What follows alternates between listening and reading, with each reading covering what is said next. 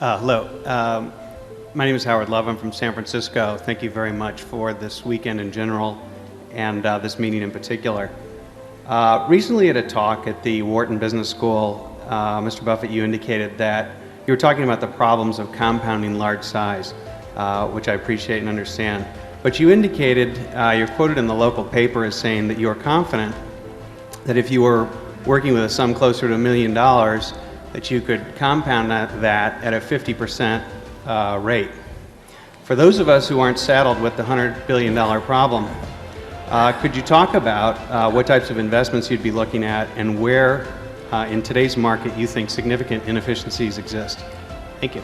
Yeah, I think I may have been very slightly misquoted, but I certainly said something to the effect that working. I think I talked about this group I get together every 2 years and how I poll that group as to what they think they could compound money at it with 100,000, a million, 100 million, a billion, and other types of sums. And I pointed out how this group of 60 or so people that I get together with every couple of years, how their expectations of return would go very rapidly down this slope.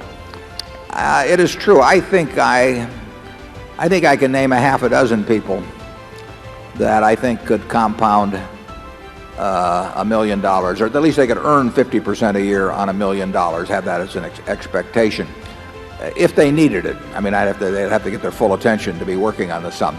And those people could not compound money 100 million or a billion at anything remotely like that rate. I mean, there are little tiny areas which, if you follow what I said on the screen there on that Adam Smith's interview a few years ago, if you start with A, and you go through and you look at everything and you find small securities in your area of competence that you can understand the business, I think you could, and occasionally find little arbitrage situations or little wrinkles here and there in the market.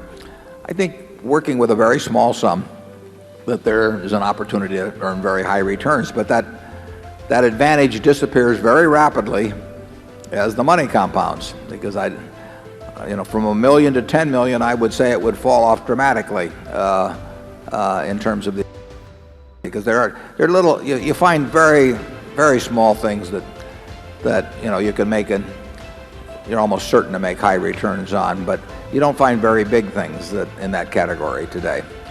I'll leave to you the fun of finding them yourselves. I mean, it'd be terrible to spoil the treasure hunt. And the truth is, I don't look for them anymore. Every now and then I'll stumble into something just by accident, but I'm not in the business of looking for them. I'm looking for things that Berkshire could put its money in, and that rules out all of that sort of thing. Charlie?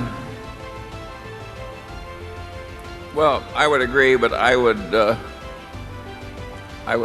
also say that what we did 40 or so years ago was in some respects more simple than what you're going to have to do. Right. We had it very easy compared to you. It can still be done, but it's harder now. You have to know more. I mean, just sifting through the manuals until you find something that's selling at 2 times earnings, that won't work for you. It'll work, it's just you won't find any.